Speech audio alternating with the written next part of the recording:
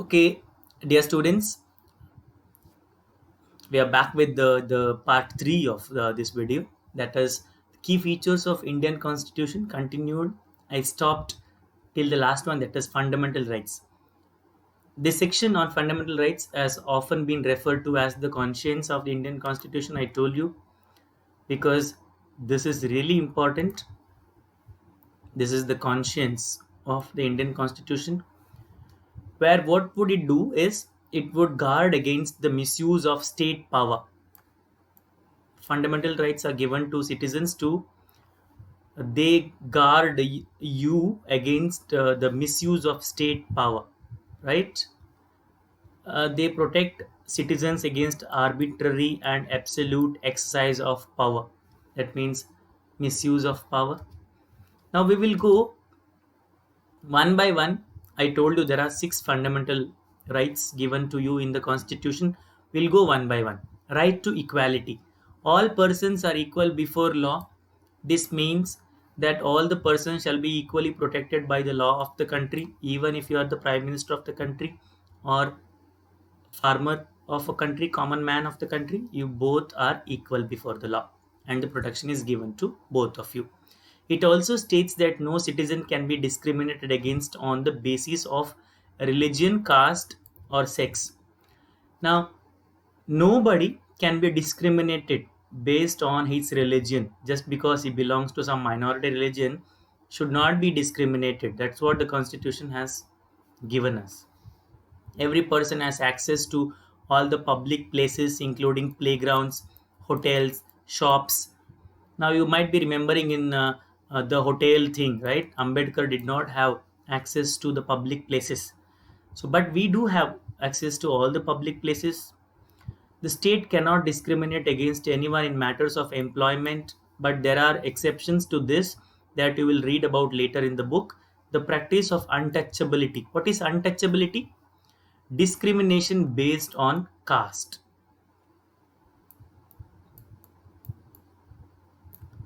It's called untouchability. If you are from a lower caste, the higher caste is discriminating you based on your caste, can be called as untouchability. Second one is right to freedom. What is right to freedom? This includes a lot of freedom. It's a cluster of rights. It includes freedom of speech and expression. You can talk, you can express your thoughts in written form or else in speech form. You have the right to form associations. You can form your own union.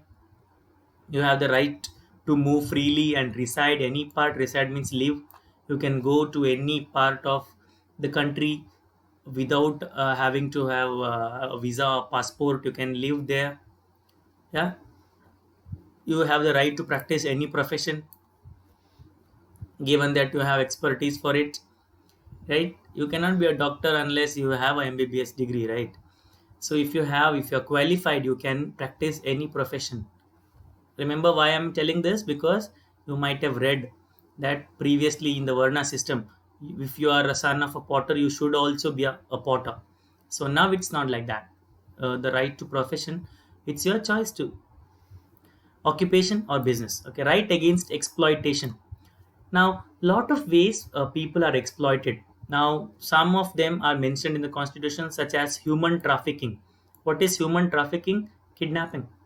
Kidnapping girls, minor girls, women, and they are sold to brothels. They are sold to flesh trade, which is obviously human trafficking.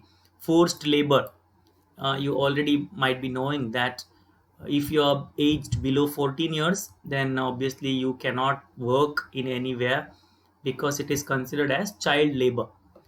But you might have seen in some dhaba where small children, small boys work. Might be knowing about the the facility in Tamil Nadu where they make crackers. Remember? Do you know about Sivakashi? You might not be knowing. Sivakasi is a place where all these crackers are made, and if you take a cracker, you have to put gunpowder, right? Little powder, and the inserting of powder is done by the children. Like horrible, horrible, horrible. Now, This right against exploitation, obviously, employment of children under 14 years of age is abolished now. It's a crime. Right to freedom of religion. What is freedom of religion? India is a diverse country. There are a lot of religions: Hindu, Muslim, Sikh, Parsi, Christianity, Zoroastrian. So everybody has their own right to practice, profess, propagate their religion. Religious freedom is provided to all the citizens. Every person has the right to practice. You can practice any religion, profess. You can speak about it, propagate. You can spread the religion of your choice also.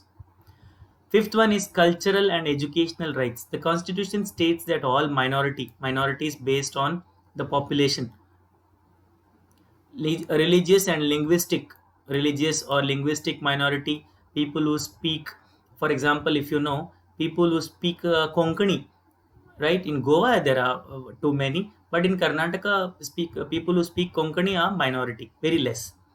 People who speak, let's say, Bhojpuri in India, the certain section of that one. So now linguistically minority is not taken, it is taken as a religious one. Religiously, if you are very less, like Muslims are less, Christians are less, Hindus majority group can set up their own educational institutions. So if you are a minority, you can have your own school, and the government provides safeguards your right to provide schools. That's why you will see convent schools, or you might be seeing some schools which are run by Islam charitable institutions, right? Now these institutions are funded. They can be funded by the government. Some grant can be given, but it doesn't discriminate. You should remember, the government never discriminates that it funds majority institutions more and the minority institutions less. It funds equal. Now, why do we do this? Because they can set up their education institutions in order to preserve and develop their own culture. Otherwise, the culture would be lost, right? Now, this right to constitutional remedies is often referred to as the heart and the soul of the Constitution. Dr. B.R. Ambedkar has told that this is the heart and the soul of the Constitution. You know why? Because take the first five rights. This is actually not exactly a right. Those five rights, if they are violated, this comes as safeguard against them. If any of your rights gets violated, you have constitutional remedies. Who will take care of that one? The Supreme Court and the High Court are the custodian of your fundamental rights. They, if any rights of you gets violated, they come and protect your rights. Now I'll give you an example. You might understand with the clear. There is a fundamental right which says you can travel anywhere inside the country, right to travel anywhere in the country. So if you go to Gujarat and the police catches you, says you are from Karnataka, why are you in Gujarat? It's your violation of your fundamental right. Then you can approach the High Court and the Supreme Court, which will restore your right back to you. So remember, this always allows citizens to move the court if they believe that any of their fundamental rights have been violated by the state. So you can move to the court also if your fundamental rights is violated. Now education also has become a fundamental right also, right? Property, right to property was also a fundamental right. Now it's not a fundamental right. Now right to education has been moved to fundamental duties. Now likewise, you have fundamental rights, you have 11 fundamental duties too. Now the fifth one, the key feature, continuing with the key feature, is secularism. What is a secularism? A secular state is one in which the state does not officially promote any one religion as the state religion. India does not have any state religion. For example, if you go to Gulf countries, they will be having their state religion, which is Islam. Go to US, Christianity. Whereas India doesn't have a state religion. Yeah, that's what makes it unique, diverse. You know, now understand the ways in which a country history often determines this kind of constitution, sorry, that a country adopts for itself. The constitution plays a crucial role in laying out the ideals that we would like all the citizens of the country to adhere to. We need these ideals to be followed, right? First one, This I have already told in the beginning, including the representatives that we elect to rule us.